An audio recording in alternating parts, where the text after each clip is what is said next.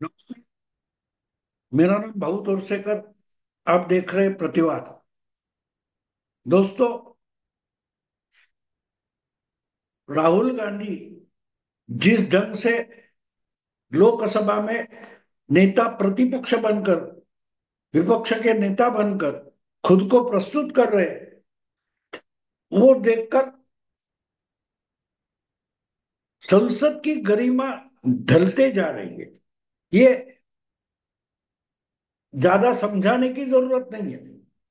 वो विनेश फोगाट का मामला हो या और बहुत सारे मामले पिछले 10-15 दिन में राहुल गांधी ने जिस ढंग से उठा रहे, वो देखकर समझ में आ रहा है कि बहुत जल्दी जो इंडी अलायंस या विरोधी दलों का एक मोर्चा बना, वो कुनबा बिखरने वाला है। क्योंकि आहिस्ते आहिस्ते राहुल गांधी के ऐसे बर्ताव का बचाव रखना, समर्थन करना विरोधी दलों के लिए मुश्किल हो जाएगा। आपको याद होगा कि पिछले या उससे भी पिछले, यानी 16वें या 17वीं लोकसभा में तृणमूल कांग्रेस हो या जो कोई और अलग समाजवादी पार्टी के हो या सीपीएम के लोग हो, वो जोर शोर से विधानसभा में राजकीय राजनीतिक प्रतिवाद करते थे। सरकार की जो योजनाएं आती थी, जो पॉलिसी आती थी, उस पर हमला करते थे। लेकिन उनको बोलने के लिए समय मिलता था।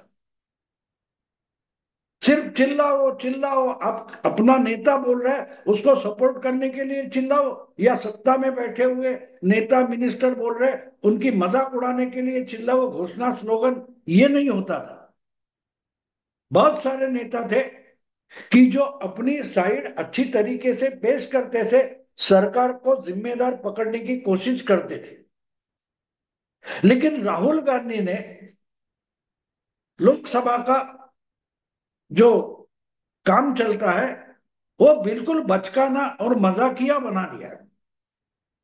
बार बार सभापति ओम बिरला को उनको समझ देनी पड़ रही है कि ये गलत है, ये नाम मत लो, ये यहाँ का विषय नहीं है, वो बोलना पड़ता है। फिर A2 A1 ऐसा जो कुछ चौराहे पर बच्चे मजाक उड़ाते रहते हैं, हंसी मजाक करते हैं, उस ढंग से संसद का कामकाज चलेगा? मैं ज्यादा देखता नहीं, लेकिन कल परसों मैंने एक राहुल गांधी का एक वीडियो देखा। वो इतने खुशी से बाजू में बैठे समाजवादी पार्टी के जो अवधेश सिंह थे, जो फैजाबाद या अयोध्या से चुनकर आए, उनसे हाथ मिलाया। आपने साहब सर बहुत बड़ा काम किया है। बड़ा काम क्या किया?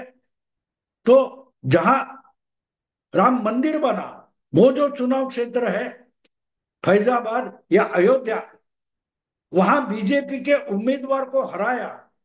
ये बहुत बड़ा काम किया। इसलिए उनको लाइन में, पहले लाइन में बिठाकर, वो बेचारे बुढ़े खड़े हो गए। लेकिन उसके बाद बोलते हुए राहुल गांधी ने कहा, देखो, हमने तो मोदी का अहंकार तोड़ दिया है। अहंकार तोड़ दिया है? कौन बोल रहा है? जो तीसरी बार चुनाव में 100 सीटें भी चुनकर नहीं ला सके,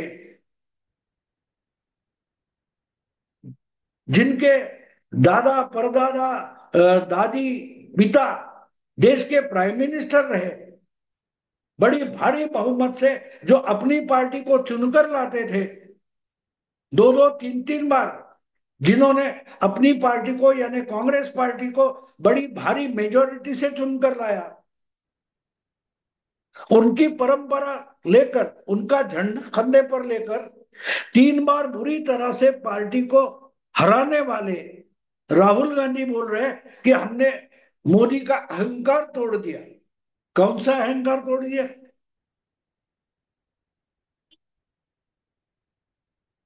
जितना सक्सेस, जितनी सीटें अटल बिहारी वाजपेयी, लाल कृष्ण आडवाणी, सुषमा स्वराज या बीजेपी के नेता पूर्व काल में चुनकर लाते थे, क्या उससे बीजेपी की सीटें कम हुई है? जब पार्टी की 2 सीटें चुनकर आई थी 84 में, तब अडवाणी बीजेपी के अध्यक्ष बने। वहां से उन्होंने पार्टी 88, 79, 90 तक लेके गए, 112 तक लेके गए, 162 तक लेके गए, 182 तक लेके गए।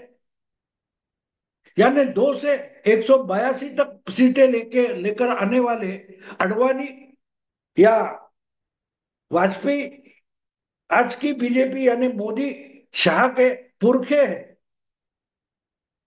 क्या उन्होंने जितनी सीटें जीत कर लाई थी, मोदी ने उससे कम सीटें चुनकर लाई? क्या मोदी का आंकड़ा अडवाणी वाजपेयी से कम हो गया है? किसका अहंकार लेकर चल रहे? हम तो अजय है, ऐसे कभी भी मोदी बोले नहीं। उन्होंने अडवाणी वाजपेयी को अपना पिता समान माना है। उनकी सीटें कम थी, फिर भी उनसे मैं बड़ा हो चुका हूं, इस ढंग से मोदी कभी बोले तक नहीं है। लेकिन उनसे दुगना 3 गुना सीटें ज्यादा चुनकर लाने की हिम्मत और करतब मोदी ने दिखाया, और उसको राहुल गांधी अहंकार मानते हैं। जो अपने पुरखों का जो ताकत थी वो बचा नहीं पाए। इनके पिताजी राजीव गांधी जब 84 में चुनाव लड़कर प्राइम मिनिस्टर बने थे, तो उनको 49%, 48% से ज्यादा वोट कांग्रेस पार्टी को मिले थे। वहां से राहुल गांधी ने पार्टी 20% तक लाकर खड़ी कर दी। आधे से ज्यादा परसेंट वोट गए निकल कर। फिर भी राहुल गांधी का अहंकार कितना है कि मेरा बाप तो 48% लाता था, मैंने 52% वोट लाए। इस ढंग का अहंकार राहुल गांधी की बर्ताव में, बॉडी लैंग्वेज में दिखता है। और वो बोल रहे हैं कि हमने नरेंद्र मोदी का अहंकार तोड़ दिया। कब अहंकार था मोदी के पास? वो देश के प्रधानमंत्री बने, अपनी ताकत पर, अपनी करिश्मा से पार्टी को बड़ा बनाया और प्राइम मिनिस्टर बने। फिर भी खुद को प्रधान सेवक मानते रहे। हम तो कामदार हैं, नामदार नहीं है, ये लगातार मोदी बोलते रहे। तो अहंकार किसके पास था? हारने के बाद भी हमको कोई उंगली नहीं उठा सकता, हमको कोई कोर्ट में नहीं ले जा सकता, हमको कोई अरेस्ट नहीं कर सकता, ये बकवास करना मतलब अहंकार होता है। यानी जिस राहुल गांधी को अहंकार का मतलब ही पता नहीं है, वो बोल रहे कि हमने नरेंद्र मोदी का अहंकार तोड़ दिया। बच्चे का जो दिमाग होता है वो उसकी उम्र के साथ अगर बढ़ा नहीं, प्रगल्भ नहीं हुआ, तो उम्र से बढ़ता है, लेकिन बर्ताव से वो बच्चा ही रहता है। कोई फिल्म का गाना मुझे, दिल तो बच्चा है, दिल तो बच्चा है जी, ऐसा कोई गाना है। तो राहुल गांधी के बारे में अगर बोलना है तो बोलना पड़ेगा कि दिमाग तो बच्चा है जी। राहुल गांधी का दिमाग बच्चा ही रह गया है, और इसलिए 100 सीटें भी नहीं आई तो 2.5 गुना सीटें जिसकी ज्यादा है, वो बोले उसका अहंकार हमने तोड़ दिया। राहुल गांधी भूल रहे, इसी ढंग से 7 साल पहले उन्होंने गुजरात में जाकर नरेंद्र मोदी का अहंकार तोड़ा था। 2017 में जब मोदी देश के प्रधानमंत्री बने थे, सिर्फ 3 साल हुए थे, और गुजरात जो उनका होम ग्राउंड है, वहां विधानसभा का चुनाव आ गया, तो राहुल गांधी जनेयूधारी नकली हिंदू बनकर गुजरात के हर मंदिर में घूम रहे थे। और बीजेपी की सीटें जो लगातार 4-5 विधानसभा चुनाव में 100 से ज्यादा थी गुजरात विधानसभा में, उसको 3 महीने डेरा डालकर 100 के नीचे ला गया। कांग्रेस ने लाया या राहुल गांधी ने लाया, तो राहुल गांधी बोल गए थे कि हमने तो नैतिक जीत पाई है, मॉरल विक्ट्री। क्यों? क्योंकि बीजेपी की सीटें 100 से कम हुई थी। कुल 98, 99, 97, 5 बार लगातार अगर बीजेपी मेजॉरिटी होते हुए भी 100 से सीटें ज्यादा लाती है, उसमें 100 से नीचे आ गए तो बीजेपी हार गई थी। और आज 100 से भी सीटें कम है और बीजेपी की मेजॉरिटी में 30-32 सीटें कम हो गई, तो राहुल गांधी बोलते हैं हमने मोदी का अहंकार तोड़ दिया। राहुल गांधी 2017 भूल गए? 2017 में 100 से नीचे आई हुई बीजेपी 5 साल बाद 2022 में जब गुजरात का विधानसभा चुनाव फिर से हुआ, उस वक्त बीजेपी ने या नरेंद्र मोदी ने गुजरात विधानसभा चुनाव का पूरा रिकॉर्ड तोड़ दिया। उससे पहले माधव सिंह सोलंकी कांग्रेस के मुख्यमंत्री हुआ करते थे और उन्होंने गुजरात विधानसभा में 150 से ज्यादा सीटें जीतकर दिखाई थी। उसको गुजरात का रिकॉर्ड माना जाता है।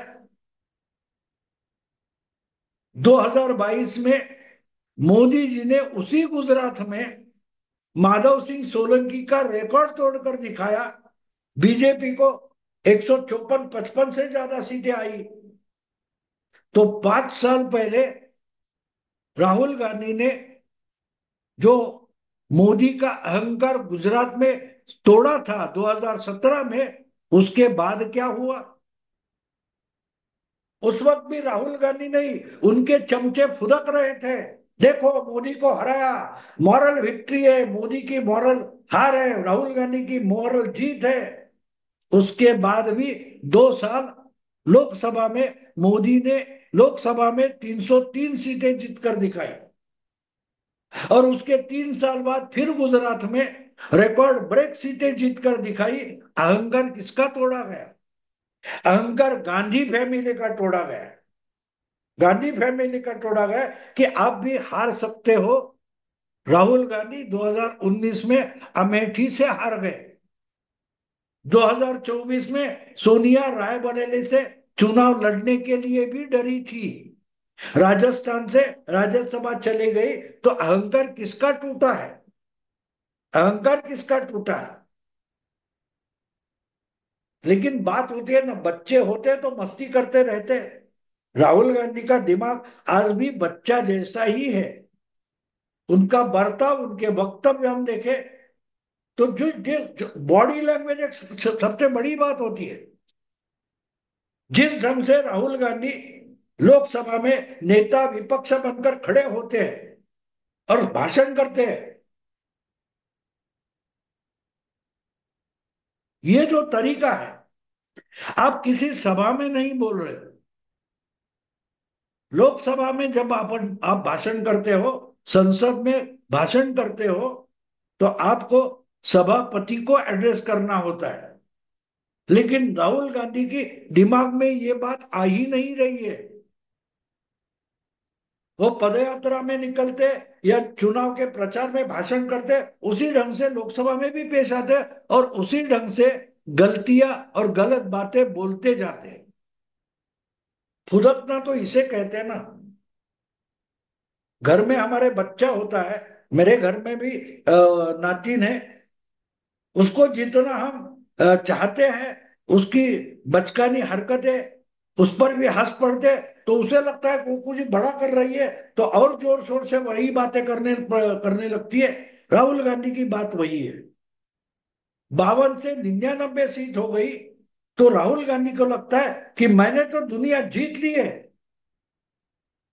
और इसलिए राहुल गांधी जो कुछ कर रहे हैं वो एग्रेसिव नहीं हुए। मीडिया में बताया जाता है राहुल गांधी बहुत एग्रेसिव हो गए, आक्रामक हो गए। बिल्कुल नहीं। जो राहुल गांधी कर रहे हैं उसको हिंदी में फुदकना बोलते हैं।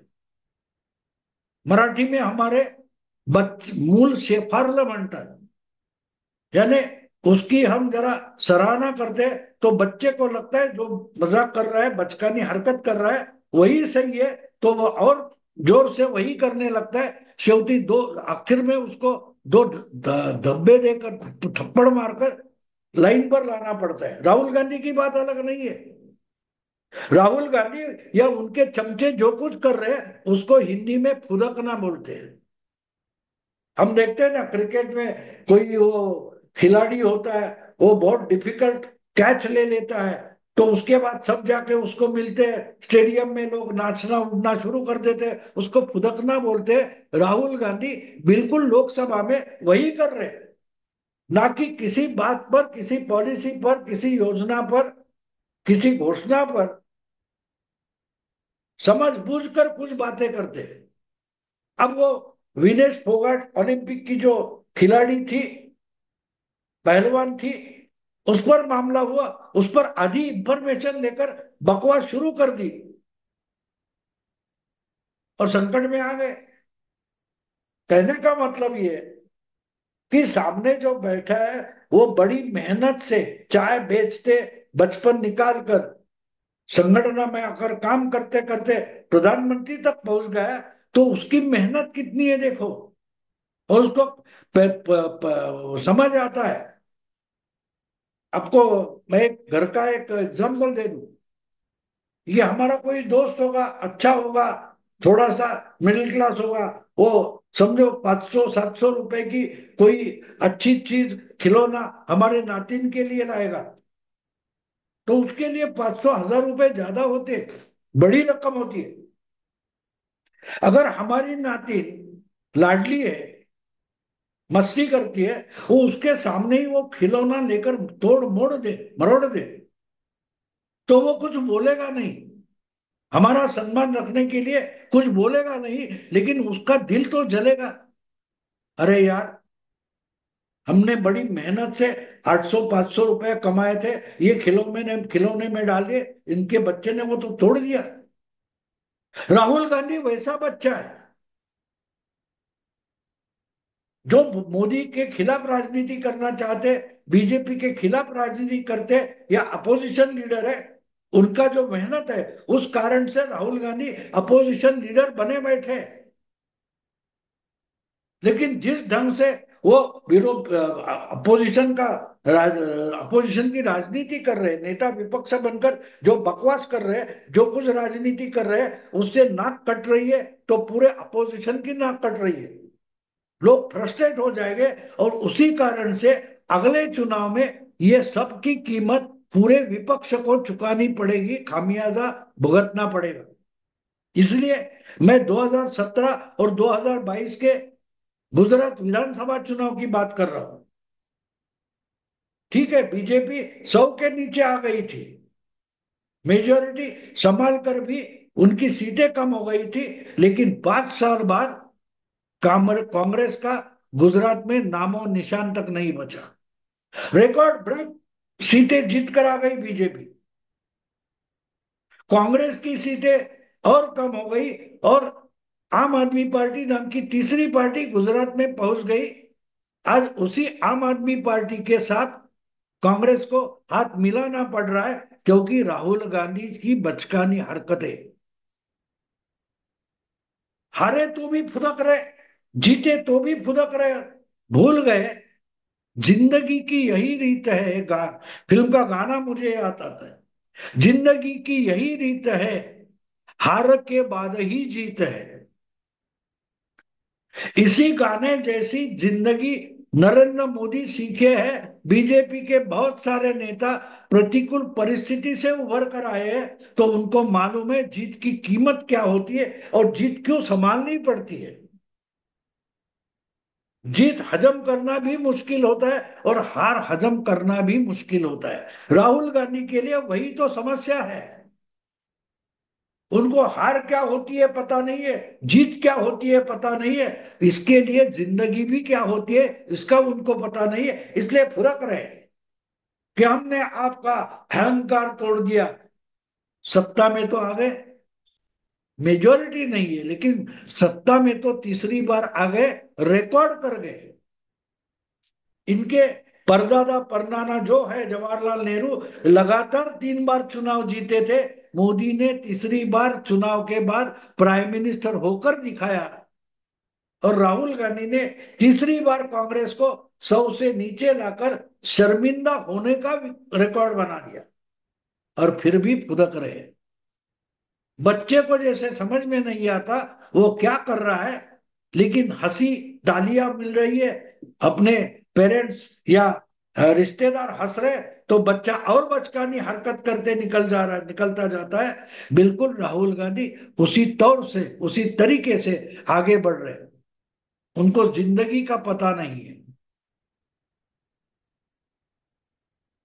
आज की हार अगले विजय की नींव होती है, ये जिनको पता ही नहीं है, वो अपनी विजय की नींव को भी हार का एक स्मारक बना देते हैं। राहुल गांधी इसीलिए तो फुदक रहे, भूल गए कि जिंदगी की यही रीत है, हार के बाद ही जीत है। दोस्तों अभी यही रुकता हूं। अगर ये वीडियो पसंद है तो लाइक कीजिए, शेयर कीजिए, सब्सक्राइब कीजिए प्रतिवाद को, जो मेरा नया हिंदी चैनल है। नमस्कार।